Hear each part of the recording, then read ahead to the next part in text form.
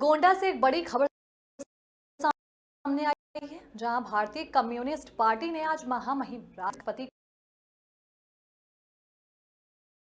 मतदाताओं और कर्मचारियों को सुविधा को देखते हुए कम से कम मार्च 2026 तक बढ़ाने की मांग की। पार्टी ने चारों नए श्रम कानूनों को मजदूर और कर्मचारियों के खिलाफ बताते हुए इन्हें तत्काल वापस लेने की भी मांग की है।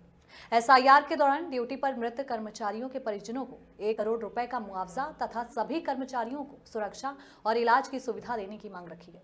साथ ही मृतक सहायक अध्यापक विपिन यादव के परिवार के लिए 5 करोड़ रुपए के मुआवजे की भी मांग की गई। इस ज्ञापन में शामिल रही हैं और इधर अखिल भारतीय किसान सभा के राष्ट्रीय आह्वान पर किसानों ने भी धरना प्रदर्शन कर ज्ञापन को सौंप दिया है। किसानों ने अपने उत्पादों के लिए एमएसपी की कानूनी गारंटी और प्रधानमंत्री कृषि मंत्री द्वारा पूर्व आंदोलन में किए गए वादों को भी लागू करने, कृषि ऋण माफी, ब्याज मुक्त लोन और सिंचाई हेतु मुफ्त बिजली जैसी प्रमुख मांगे उठाई हैं। 26 नवंबर को विजय दिवस मनाया जाता है। संयुक्त किसान मोर्चा की तरफ से हमने उसमें दिया है कि जो एमएसपी की गारंटी ऐलान किया था मोदी जी ने, वो गारंटी लागू की जाए और किसानों को जो तयशुदा मूल्य है धान का उसको दिया जाए और क्रय केंद्रों पर जो फर्जी खरीदारी दिखाई जा रही है उसका स्थलीय भौतिक सत्यापन कराया जाए। 1400 में 1500 में धान किसानों से खरीद कर बिचौलिया सेंटरों पर बेचकर और अकूत मुनाफा कमा रहे हैं और जनप्रतिनिधि प्रति कुंटल 100 से 200 रुपये वसूली कर रहे हैं क्रय केंद्रों से, उसकी भी जांच कराई जाए।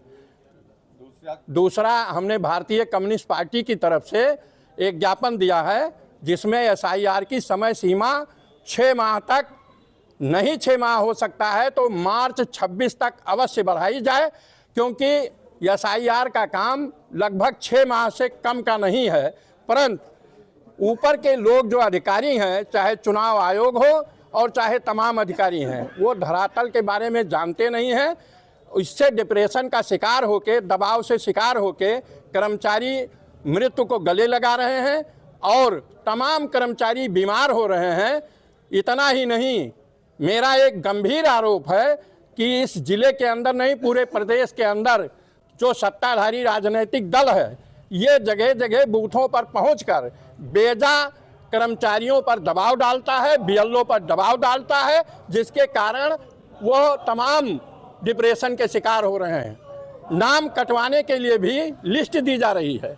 इसलिए हमने मांग की है पार्टी की तरफ से कि अगर सुचारू रूप से, पारदर्शी तरीके से आप एसआईआर कराना चाहते हैं, सघन पुनरीक्षण कराना चाहते हैं, तो इसकी समय सीमा मार्च तक अवश्य बढ़ाई जाए। और क्या मांग की आपने?